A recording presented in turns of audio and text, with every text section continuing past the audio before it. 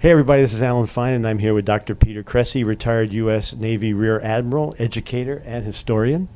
I've never talked to a Rear Admiral, at least not to his face before, and so I want to ask him what is a historian doing here on this ship here on Insider Travel Report.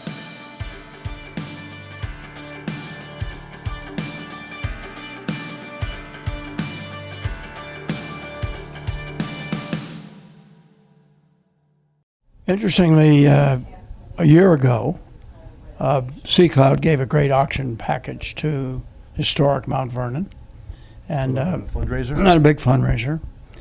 And they sort of the quid pro quo was, could they have a speaker come? And the president of Mount Vernon, of course, could not do it. So he said, "How'd you like a Navy Rear Admiral with a PhD who's also an historian, George Washington, of course, with America 250?"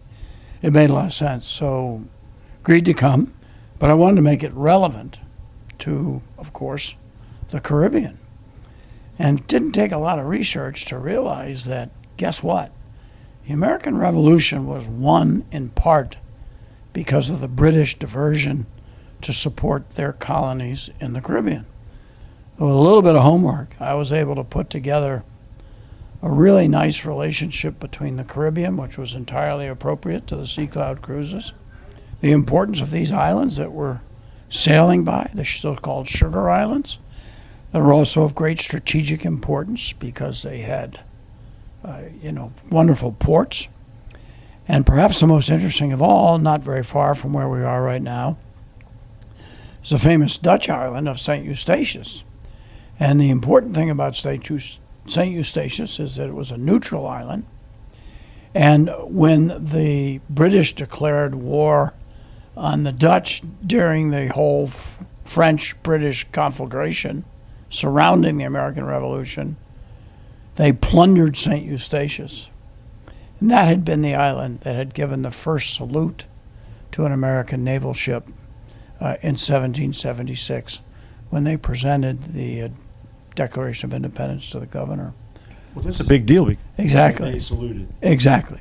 And there are a lot of naval battles down here, et cetera, and then that has morphed into broader discussions because what I think is quite special about Sea Cloud is they put some emphasis on having some fairly substantive discussions, lectures, presentations. Mm-hmm.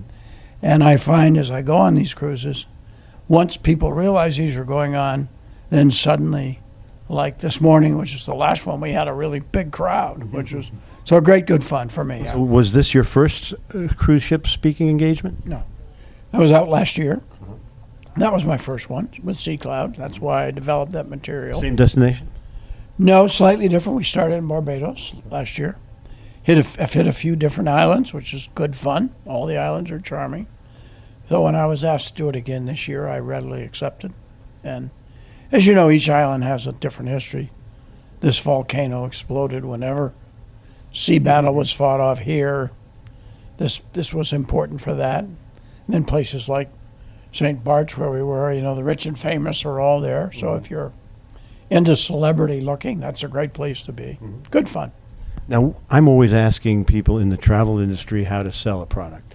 Now I want to ask a Rear Admiral, how do you sell this product? This is Travel Advisors looking for a way to get their clients to understand the product.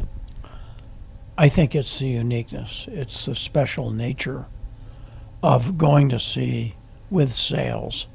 I mean, if you've never had that experience of all these gorgeous sails going up, it's a throwback to earlier times. It's very romantic. There's a certain lushness to it that is really dramatic and marvelous. And you get a very special feel for the sea. It forces you to relax. And I think so often when we're on cruise ships, we're frenetic. We're going from this event or that event.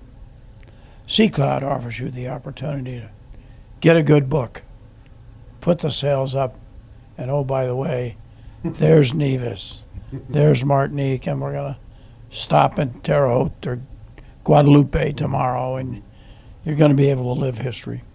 Now, as you watched the sailors climbing the masts, what did you do in your career that was comparable?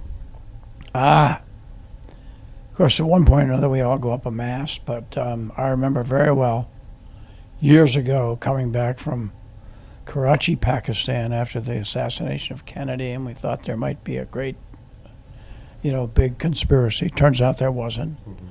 But we stopped what was then Assab, Ethiopia. And there were not good charts for Assab. And I was the first lieutenant, meant I was on the deck. So the commanding officer, was a great navigator, said, "Pete, go up the mast to the crow's nest, and I want visual markings of all the big coral heads, because we're going to take a 300-foot Navy destroyer into this small port, and we're going to have to zigzag all around." So it was very similar to this. But these young people that who are going up these riggings are just extraordinary. They are athletic, they're knowledgeable. And fortunately, with modern gear, they're always safe, but it's really quite dramatic. Mm-hmm. Did you envy them?